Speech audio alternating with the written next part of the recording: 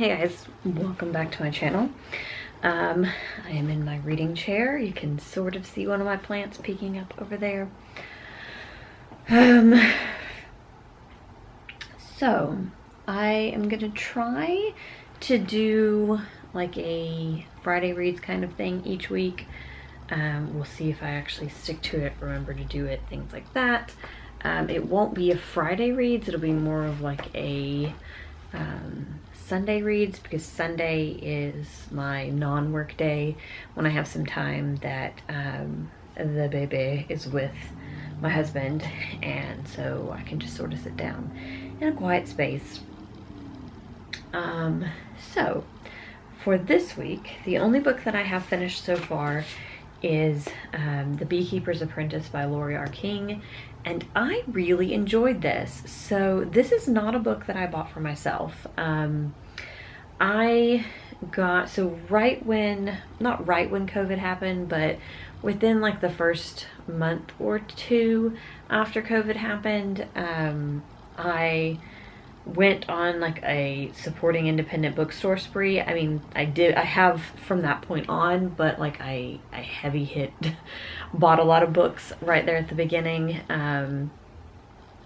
And I was looking for somewhere to buy, I think, The Network Effect by Martha Wales. And so I had asked on Instagram, like, what's your favorite independent bookstore? And so I went to a couple different independent bookstore websites. I did not end up buying that book from the bookstore that I got this from, but I got it from a bookstore called Fabled Books in Waco, Texas. And Amy, I'll put her Instagram down below because I don't think she does YouTube anymore.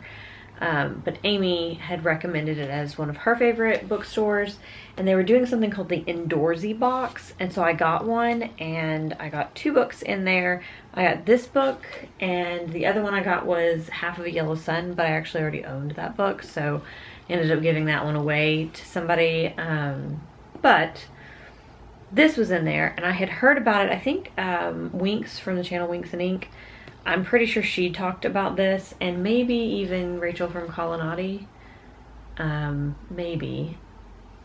But it's basically Sherlock Holmes adjacent. So Lori R. King writes this series called the Mary Russell novels, where Mary Russell, who's like a young woman, comes in contact with a nearly retired Sherlock Holmes and ends up having like a father-daughter relationship with him, and learning about his craft.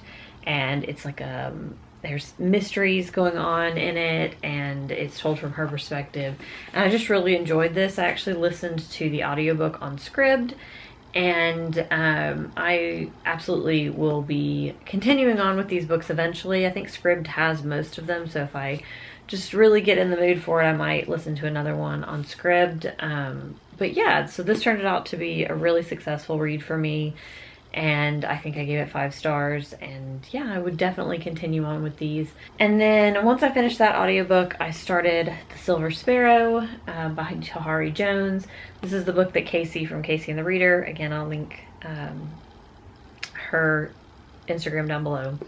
This is the book that she picked for me, and this is a story about it's told from one perspective, but it's about a girl who is the daughter of a man who has another family. So she and her mom are the secret family, and then he has another legitimate family. And it's told from her perspective growing up as that secret child, and like the way that her relationship with her father is different, and the things that she can't have because her other sister has them. They live very close by, and so like one of the things is like she wanted to go to the science summer camp. Motorcycles. She wanted to go to the science summer camp, and she couldn't go because her sister was already going, and he wants them to stay completely away from his other family. So it's really interesting so far. I recently read Clap When You Land by Elizabeth Acevedo, which is like a YA inverse story about two daughters who don't realize that that their dad had two families. So that sort of reminds me a little bit of that. And yeah, so I'm interested to see where this is going. Actually, I read the back of it because I had just heard a lot of people talk about it. And I picked it up just on a whim from Malaprops. And yeah, so we'll see how this continues on. I'm listening to the audiobook of that on my library's Hoopla app. So then I also have been reading this book. It is a YA fantasy. It does not come out until March 2021. This is from Wednesday Books, which is a St. Martin's imprint, I think. So this is an ARC, and I kind of wonder, honestly, if this is Alison Saff's debut novel, because I feel like one of the things that I'm having a hard time with this is that a lot of the plot is very muddled, and like the details are very slim, and like she focuses on some things like really minutely, but then the grand picture is very gray. Like I feel like I don't really understand how all of these things connect. So it's basically taking place in this fantasy world where there are 3 kingdoms, sort of. 2 of them are constantly at war and have been at war for hundreds of years, and one of them is like this mountain kingdom that like stays out of the war between the other 2, or so we're kind of led to believe. The whole premise of this book and why I picked it up is because it is centered around like a crumbling mansion. So our main character, Ren, who is from, I don't even remember, Danu, is a healer, like a healing mage. So there's magic in this world. The magic is also something that's not really explained, other than if you have healing magic, you're required to be of service to the kingdom. So like you can't just be a civilian with healing magic. You either have to be part of this like nunnery, or you have to be part of the military. I think they have other ways that they use those healing mages, but like basically you have to be service to the crown if you have that healing magic, which our main character does. The other kingdom, we only really hear about it through the eyes of Danu, which makes it out to be like very bloody and violent and murderous. And so like the whole book centers around her ending up in this crumbling mansion in this mountain kingdom that's supposedly like separate from these 2 and not involved. And then she's there to heal who she thinks is just like a servant, but is actually a Vestria citizen and somebody she actually knows who they are. And like this has so much potential to be like a hate to love romance, to be very atmospheric, to be very, I don't know, it had a lot of potential, but I feel very, very held at arm's length. So I feel like I never quite get anything from the characters, and it's like she's doing it on purpose, because she talks a lot about how they're both very reserved in like their, like what information they tell about themselves and things like that, but like it has the effect of having the reader be really held back.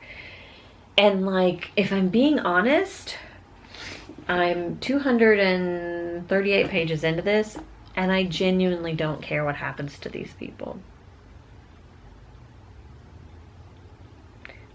So, I'm likely going to end up DNFing this, which I hate to do with an ARC anytime.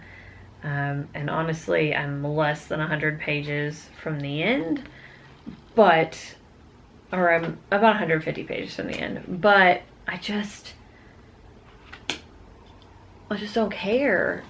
And I feel like this could have been a really great story, but I don't feel like the author really thought this out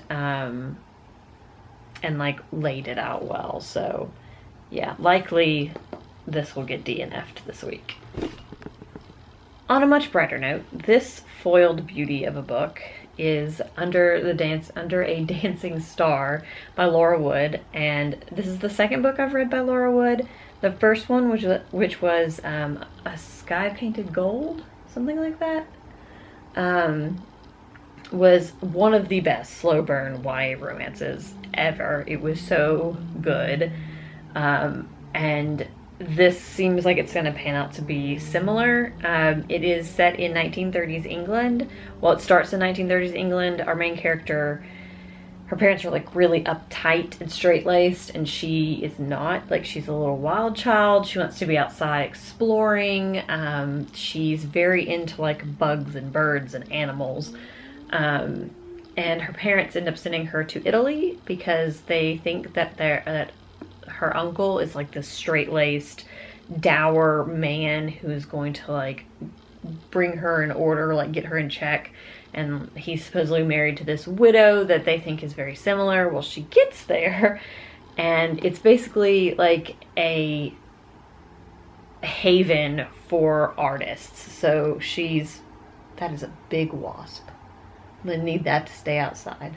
Sorry.